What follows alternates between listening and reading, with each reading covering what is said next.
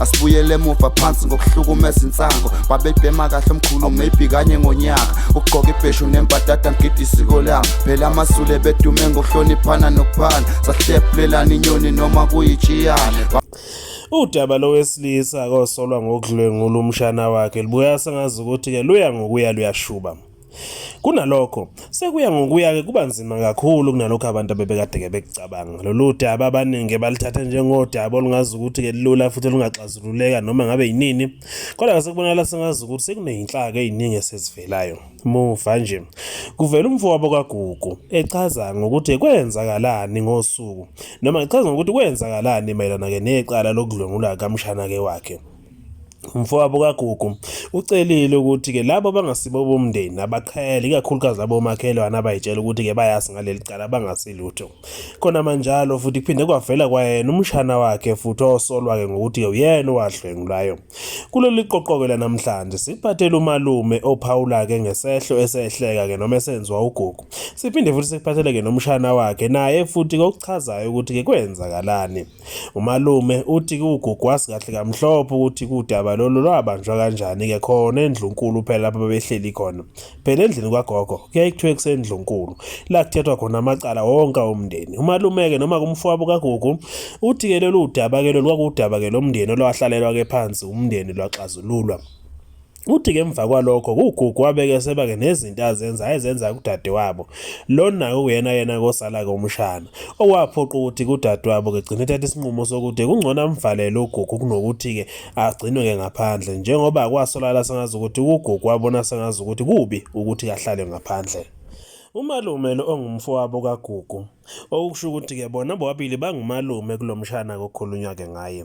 Uthi-ke lolu daba ngathi isikhathi-ke lihlalelwa phansi lwaxazululwa. Kwaphunywa-ke nesixazululo sokuthi-ke umfowabo onguGugu kuzoba khona ama-damages azowakhokha amadameshe okuyinhlawulo yokuvala-ke umlomo. Kwakhulunywa ukuthi-ke le ndaba manyathelwe ngey'nyawo khona emndenini kwaDlamini. uGugu osola ukuthi kungalena-ke esifundazweni saKwaZulu-Natal kwelaseBhulwa kuthiwa-ke kwabeke lokho kwesekuphethwa ngalo-ke lelo lokuthi-ke manyathelwe indaba. Ingane phela lena-ke kuvela-ke nezokuthi yayikade kishiwe unini ekhaya emva kokuthi-ke yogana njengoba kusho ukuthi yayingesiyeya lapha kunini wayekade egane khona. Yasala-ke nomalume kanye-ke nogogo nomkhulu-ke wayo-ke ingane. Yilapho khona kuGugu kuthiwa kwathola khona ithuba lokuthi-ke ayinukubeze.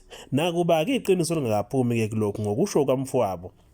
Uthi-ke babesele nje-ke nawo-ke le ngane-ke esele nayo uGugu-ke ilapho khona athola ithuba lokwenza-ke lokhu. Uthi uyacela ukuthi kuGugu makangazenzi sengazi ukuthi-ke yena-ke umsulwa kulolu daba ngoba kuyazi ukuthi-ke kwenzakalani. Uthi emva ukuthi beyithathile-ke ingane beyisusa kuye kuGugu wabeke-ke uGugu esethatha-ke imkhonto seyibhekisa-ke kudade wabo eselwa-ke nodade wabo ukuthi-ke uyena ombophela kamanqini enyathi.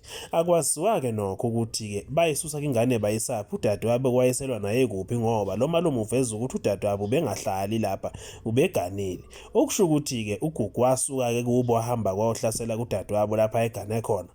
Ake ihlanganiswe lebonakala ukuthi iyahlangana yini.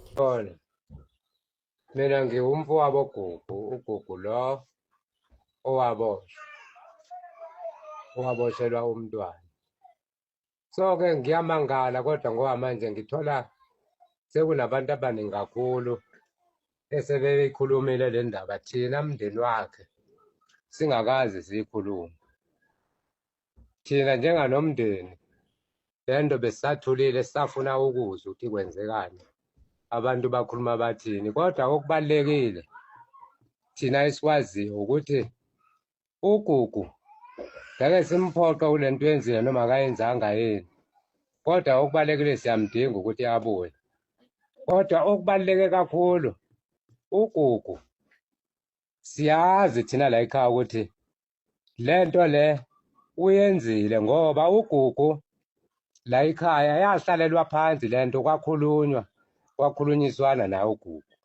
Saxoxisana naye uGugu sisodwa la ekhaya. Ngabuya nami ngeza la ekhaya ngafike ngayikhuluma indaba yaGugu. Kwangazi ukuthi uGugu uyezwa ukuthi siwumndeni le nto zafanele siyegqume sisonke siwumndeni. uGugu ahlawule ngalo ndlela azohlawula ngayo. Kodwa-ke manje ngendlela uGugu aseyibeka ngayo le ndaba asazi noma mhlawumbe uzama ukuzivikela yini ekuthenini isikhathi sakhe mawukuthi siyafika kube ukuthi umuntu ongenaphutha. Kodwa nginesiqiniseko sokuthi ingane ena-9 years ingeke leyo ngane leyo ikhulume into engekho. Uma wakhe lo ekukhulunywa ngaye wayengekho, engahlali kwala ekhaya, eganile eleplenile engekho lana. Ingane la ekhaya ibihlala naye uGugu noma nobaba, behlala bonke la ekhaya bona. So-ke ngaleyo ndlela enjalo ingane mayifika uma wayo isho ukuthi ihlukunyeziwe la ekhaya, ihlukunyezwa uGugu. Angicabangi ukuthi uma wayo kwakufanele ngaleso sikhathi leso yena uma wakhe aphikisane nento eshiwo ingane, ngoba uma ephikisana nento eshiwo ingane uphikisana kanjani engazi lutho yena kufanele athathe into ekhulunywe ingane kube yiyona ekukhulunywa ngayo. Sakhuluma-ke thina ingane sayeseka ingane naye uGugu sixoxisana. uGugu akazange abe nayo inkinga ngaleso sikhathi.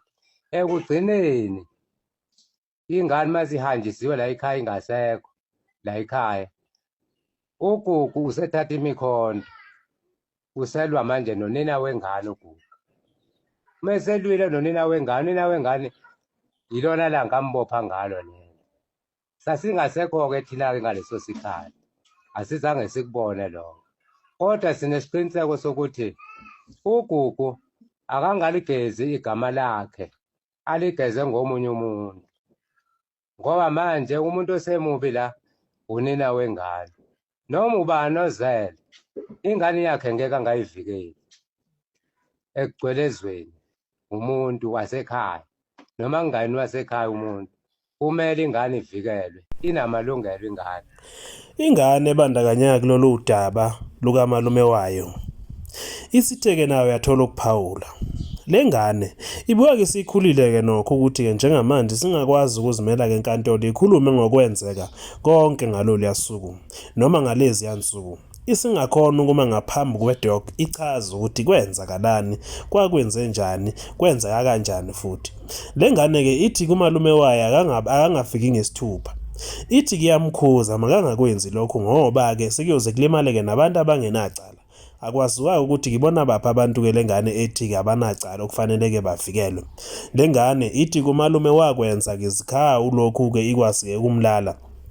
Ithi-ke yona uma ngabe ngikhumbula kahle yayilala-ke nomalume-ke wayo embhedeni. Ithi yebo yayiseleke nomkhulu nogogo-ke wayo ekhaya, kodwa-ke yayithi uma ngabe iyolala yayilala-ke nomalume-ke wayo-ke embhedeni. Ithi futhi iyavuma ukuthi kumalume wayo wayelikholo ngoba kwaqale-ke wangenisa epostoli washona-ke eZayoni. Ithi ungumfundisi impela futhi wayelikholwa eshumayela into-ke ethi-ke mayiguqule-ke isigebengu isenzeke omunye-ke umfundisi.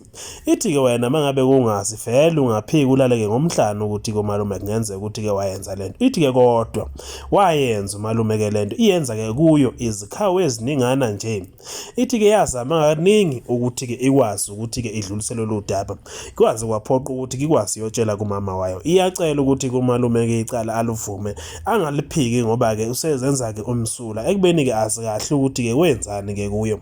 Uthi kulelo umile ekuthenini umalume wayidlwengula izikhawu futhi eziningana. Uyacela ukuthi-ke yebo inkantolo yona sekufanele ukuthi-ke imdedele ngoba kumalume sehlala isikhathi eside-ke ejele, kodwa kuyacela ukuthi-ke umalume angaliphiki icala ekubeni-ke alenza.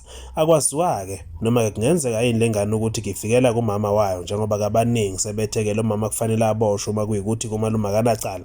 Kodwa-ke futhi uma ngabe-ke umenziwa ethi-ke yena umalume wakwenza lokho, ubani ongaphikisa kumenziwa? Kuyasiwa-ke phela ukuthi-ke icala le-rape ngokomthetho livulwa ngama-social work ngokuthi-ke lihlole-ke umntwana ukuthi ngabe ngempela kwenzakeleni lokhu nangu ezisholwa yena. Mina lento lena ingiphatha kabuhlungu yokuthi umalume yena uyaphila kuze kuzoba yimanje. Yebo umalume waGugu kufanele aphume ejele. Yewe usedonsile kakhulu lo mnyaka le asedonsile. Kodwa umalume waGugu mina bengikufisa naye ukuthi mangabe izwa lento imina uNonhle ngikhona ngiyaphila. Iqiniso lakhe ngicela livume. Kungaze kulimala abanye abantu abasemaceleni babekade bengahlangene. Sasinaye la sesilala khona sasinaye sobabili. Omunye wayekade engekho. Mina lento leyo ngihlukumeza kakhulu la emphakathini, ngithukwa iy'ngane zize zilinganise, ezinye zithi zona zinamehlo awu-3 awu-2 lawa ababuka ngawo, elinye lingaphansi enkomeni. Ngoku mina ngizazi kahle ukuthi mina ngenzeka lonto. Ngithukwa le mphakathini kuthiwa mina ngabophisa ugugu. Into eyisho njalo ithi mina ngabophisa ugugu, ngangizange ngize ngidlwengulwe mina. Abanye bathi mina ngadlwengula, abanye bathi ngiqamba amanga, njengoba kushiwo namanje ukuthi wayamanga. uMalimogugu kusho yena uzilwele lakhe iside. Yebo, uMalimogugu angiphiki, uMalimogugu wayekholwa. Waqala wangenisa epostoli, waphuma epostoli wahamba eZiyoni, waphuma eZiyoni wangena eWeseli. Ngoba mangaba ngingaphazami wazi waboshwa isonto khona eWeseli. So uMalimogugu ntambama wayengithatha ahamba yolala nami embhedeni wakhe. Ngangilala naye nje ubusuku bonke. uMalimogugu lento akazange azayenze kumina kube kanye, wayenza kaningi. Engifaka into yakhe yokuchama ngaphambi. Lolu daba seliyoxazululwa ngabomthetho. Thina abanye ukuthi-ke sihlale phansi siziphuzela amanzi nje ngoba kuyacaca ukuthi lungaphezu kwethu. Mlaleli, ithi ngabankulu ingabe isazekeka. Asibuyele emuva phansi ngokuhlukumeza insango. Babebhema kahle omkhulu maybe kanye ngonyaka. Ukugqoka ibheshu nembadada ngigida isiko lami. Phela amasule bedume ngokuhloniphana nokuphana. Sahlephulelana inyoni noma kuyitshiyane.